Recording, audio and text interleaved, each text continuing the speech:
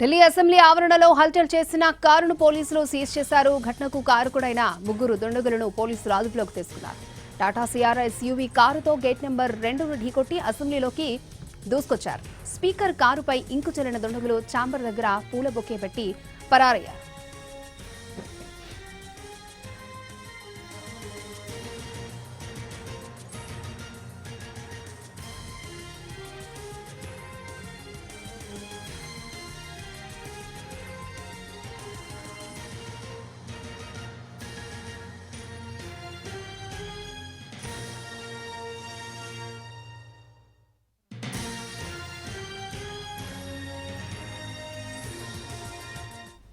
Delhi assembly ఆవరణలో హల్చల్ చేసిన కారును పోలీసులు సీజ్ చేశారు. ఘటనకు కారకుడైన ముగ్గురు దుండగులను పోలీసులు అదుపులోకి తీసుకున్నారు. టాటా సియారా ఎస్యూవీ కారుతో గేట్ నెంబర్ 2ను ఢీకొట్టి అసెంబ్లీలోకి కారులో దూసుకొచ్చారు. స్పీకర్ కారుపై ఇంకు చల్లిన దుండగులు ఛాంబర్ దగ్గర పూల బొకే పెట్టి పరారయ్యారు. రైట్, ఇదే అంశానికి సంబంధించి మరిన్ని అప్డేట్స్ మా ప్రతినిధి రాజు మనకు అందిస్తారు. రాజు. ఎస్ అక్షయ, ఢిల్లీ అసెంబ్లీ వద్ద ఇప్పుడు మొత్తం కూడా ఒక టెన్షన్ వాతావరణం కనిపిస్తుంది. ఏకంగా అసెంబ్లీలోకి చొచ్చుకురావడమే కాకుండా స్పీకర్ విజేంద్ర గుప్తా కార్యాలయం మనకు ఎదురుగా కనిపిస్తుంది. స్పీకర్ విజేంద్ర గుప్తా కార్యాలయం, ఈ కార్యాలయం ముందు వరకు కారులో రావడం, ఇక్కడ బొకే పెట్టి దాదాపు 5 నిమిషాల పాటు ఇక్కడ ఉండి వెళ్లిపోయినట్లుగా స్పష్టంగా తెలుస్తుంది. సరబ్జిత్ సింగ్ అంటే ఎవరైతే ఈ ధర్నానికి ఒడగట్టినటువంటి వ్యక్తి సరబ్జిత్ సింగ్ గా ఇప్పటికే పోలీసులు గుర్తించారు. దానికి సంబంధించి కూడా ప్రత్యేకంగా మనం చూస్తూనే ఉన్నాము.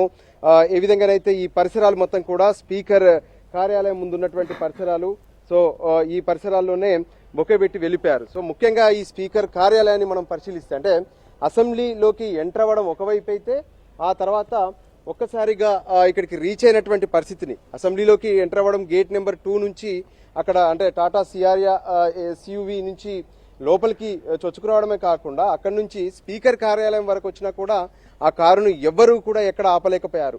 సో స్పీకర్ కార్యాలయం వద్దకు చేరుకొని ఆయన నేరుగా ఇక్కడికి వచ్చి ఈ ప్రాంతంలో బొకేను హోల్డ్ చేసినట్టుగా తెలుస్తుంది. ఆ బొకేను ఇక్కడ పెట్టేసి వెంటనే తను కారు మళ్ళీ రివర్స్ చేసుకొని అదే గేట్ నెంబర్ 2 నుంచి బయటకు వెళ్ళిపోయాడు. అంటే ఇంత జరుగుతున్నా కానీ ఇక్కడ ఉన్నటువంటి ఏ ఒక్కరు కూడా అంటే సెక్యూరిటీ సిబ్బంది రెస్పాండ్ అయినటువంటి పరిస్థితి కనిపించలేదు. నిజంగా ఏదైనా అటాక్ లాంటిది మనం ఢిల్లీలో చూస్తున్నాము. గతంలో పార్లమెంట్ పైన జరిగినటువంటి అటాక్ కావచ్చు, ఆ తర్వాత ప్రస్తుతం ఏదైతే ఎర్రకోట ముందు జరిగినటువంటి అటాక్ కావచ్చు, ఈ మధ్య కాలంలో జరిగినటువంటి అటాక్ కావచ్చు, ఇదే విజేంద్ర గుప్తాకు సంబంధించినటువంటి కార్యాలయం. మనం ఈ గేట్ చూస్తున్నాము. ఆ సమయంలో అంటే ప్రస్తుతం స్పీకర్ ఇక్కడ లేరు, కానీ ఆ సమయంలో ఇక్కడే ఉన్నారు. ఈ కార్యాలయానికి ఎదురుగా ఉన్నటువంటి ప్లేస్ లో ఏకంగా బొకే పెట్టి దుండగుడు ఎవరైతే సర్బజిత్ ఉన్నారో ఆయన వెళ్ళిపోయినటువంటి పరిస్థితి కనిపిస్తుంది. అయితే ఓవరాల్ గా కూడా ఈ ఎపిసోడ్ లో అంటే అతను ఎందుకు వచ్చాడు ఏంటి అనేది ఒకవైపు అయితే, ఇంత పెద్ద ఎత్తున అంటే హై సెక్యూరిటీ ఏరియాగా చెప్తాం మనం. అసెంబ్లీ అంటేనే హై సెక్యూరిటీ ఏరియా. ఇక్కడ ఢిల్లీ ముఖ్యమంత్రి ఉంటారు, స్పీకర్ ఉంటారు, మంత్రులు ఉంటారు, వీళ్ళందరూ కూడా ఉంటారు. అయినా కూడా ఒక అన్నోన్ వెహికల్ లోపలికి వచ్చి ఏకంగా అంటే ఇక్కడ నుంచి మనం చూస్తే ఎంత దూరం నుంచి ఆ వెహికల్ వచ్చింది కూడా మనం ఇక్కడ పూర్తిగా పరిశీలించవచ్చు. ఇదంతా కూడా అసెంబ్లీకి సంబంధించినటువంటి పర్మిసెస్.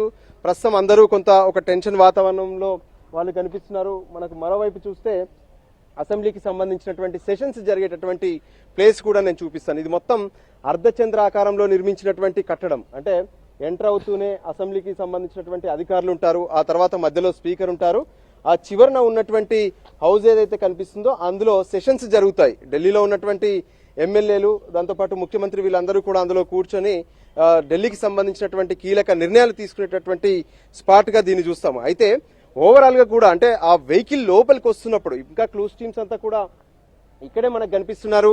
సో క్లూస్ టీమ్స్ ఇస్తున్నటువంటి సమాచారం ప్రకారం అంటే ఆ కారు లోపలికి ఎలా వచ్చింది, ఆ తర్వాత ఎక్కడి వరకు రీచ్ అయింది అనేది కూడా పూర్తిగా వాళ్ళు నోట్ చేసుకోవడం, లోపల ఉన్నటువంటి మొత్తం సీసీటీవీ ఫుటేజ్ ను అంటే వెంటనే నిందితుడిని పట్టుకున్నారు. కానీ ఒకవేళ ఆ కారులో ఏదైనా ఎక్స్ప్లోజివ్ లాంటిది కనుక తీసుకొచ్చి ఉంటే ఇప్పటి వరకు పరిస్థితి ఎలా ఉండేదని ప్రతి ఒక్కరూ ప్రశ్నిస్తున్నారు. ఎందుకంటే ఇంత దారుణానికి ఒడిగట్టినటువంటి పరిస్థితి, అన్నోన్ కారు లోపలికి రావడం, అంతేకాదు లోపలికి వచ్చినటువంటి కారు మళ్ళీ బయటికి వెళ్లడం.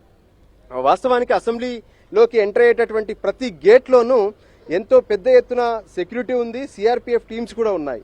అయినా సరే ఎలా వీళ్ళు రాగలిగారు అనేది మాత్రం ఇక్కడ చాలా కీలకంగా థింక్ చేయాల్సినటువంటి అవసరం కనిపిస్తుంది. మనకు ఎదురుగా కనిపిస్తున్నటువంటి గేటే ఏదైతే మనకు ప్రత్యేకంగా కనిపిస్తున్నటువంటి పరిస్థితి కనిపిస్తుంది. సో దానికి అనుగుణంగాన ఆ గేట్ లోంచి కారు వచ్చింది. ఎందుకంటే మనకు ఆపోజిట్ చూస్తున్నాము, నేరుగా లోపలికి దూసుకురావడం, ఆ తర్వాత రైట్ తీసుకొని స్పీకర్ కార్యాలయం వరకు కూడా వెళ్ళింది. మనం ఇప్పుడు సీన్ టు సీన్ అంటే ఆ వెహికల్ ఎక్కడి నుంచి ఎంటర్ అయిందనే స్పాట్ కూడా మనము రీచ్ అవుతున్నాం అక్షయ. సో రీచ్ చూడొచ్చు, ఇప్పటికే ఫోరెన్సిక్ టీమ్స్ దాంతోపాటు పోలీసులు పెద్ద ఎత్తున ఇక్కడ స్పాట్కు చేరుకున్నారు.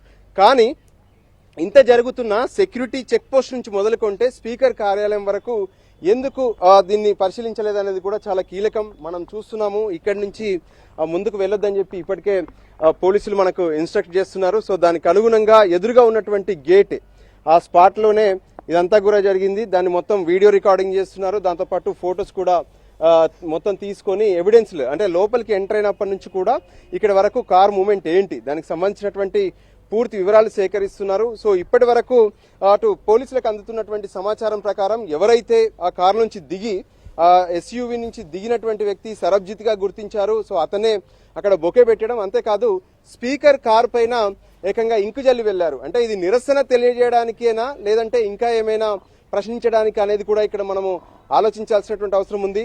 మరోవైపు అంటే ఇంత హై సెక్యూర్డ్ జోన్ లోకి అన్నోన్ కార్ ఎంటర్ అయిందంటే ఢిల్లీలో గతంలో జరిగినటువంటి పరిస్థితులను లేదంటే గతంలో జరిగినటువంటి విధ్వంసాలను చూసైనా ఇక్కడ ఉన్నటువంటి పోలీసులు ఎందుకు మారరు అనే దాని మీద కూడా ప్రశ్న తలెత్తుతున్నాయి. ఒక అన్నోన్ కార్ లోపలికి ఎంటర్ అవ్వడం, ఏకంగా బొకే పెట్టారు. సో కానీ బొకే ప్లేస్ లో ఇంకేదైనా పెట్టి ఉంటే ఏంటి అనేది కూడా ఇక్కడ ప్రశ్నార్థకంగా మారుతున్నటువంటి పరిస్థితి కనిపిస్తుంది. దాంతో ఇప్పుడు ఢిల్లీ అసెంబ్లీని మొత్తం కూడా క్షుణ్ణంగా పరిశీలించారు. అడుగడుగున బాంబ్ స్క్వాడ్ తో పరిశీలించాక ఎక్కడా కూడా ఎటువంటి పేలుడు పదార్థాలు లేవు, బాంబు వంటి పదార్థాలు లేవన్న తర్వాత ఇప్పుడు అందరూ ఊపిరి పీల్చుకుంటున్నటువంటి పరిస్థితి కనిపిస్తుంది. కానీ దాదాపు గంట పాటు మాత్రం అసెంబ్లీ స్పీకర్ తో పాటు ఇక్కడ ఉన్నటువంటి ప్రతి ఒక్కరు కూడా టెన్షన్ పడ్డారు. ఎందుకంటే ఏం జరిగింది, కారు వచ్చింది, లోపలికి వచ్చింది, అక్కడ బొకే పెట్టాడు, మళ్ళీ బయటకు వెళ్ళిపోయాడు. ఇదంతా జరుగుతుంటే కూడా సెక్యూరిటీ ఏం చేస్తున్నారు? సో మెయిన్ గేట్ నుంచి లోపల వరకు కూడా అడుగడుగున్న సెక్యూరిటీ ఉంటారు. సో ఎందుకు వాళ్ళు లైట్ తీసుకున్నారు అనే దాని మీద కూడా ప్రస్తుతం ప్రశ్నలు తలెత్తుతున్నాయి. లేదంటే ఎవరి పేరైనా చెప్పి లోపలికి ఎంటర్ అయ్యారా? మరి విఐపి గేట్ లో నుంచి ఎవరి పేరు లేకుండా ఎంట్రీ అవ్వడానికి ఉండదు. ఇక్కడ అసెంబ్లీకి చాలా గేట్స్ ఉన్నాయి. ఇటువైపు ఉన్నటువంటి గేట్ అయితే ఎవరైతే విజిటర్స్ ఉంటారో వాళ్ళందరినీ నోట్ చేసుకున్న తర్వాత మాత్రమే పంపిస్తారు. సో ఓవరాల్ గా ఈ రోజు జరిగినటువంటి ఈ అసెంబ్లీ వద్ద జరిగినటువంటి ఘటన మాత్రం ఢిల్లీ అసెంబ్లీ వద్ద ఉన్నటువంటి భద్రతా వైఫల్యాలను మరోసారి ఎత్తి చూపిందని చెప్పుకోవచ్చు. అక్షయ. ఓకే రాజు.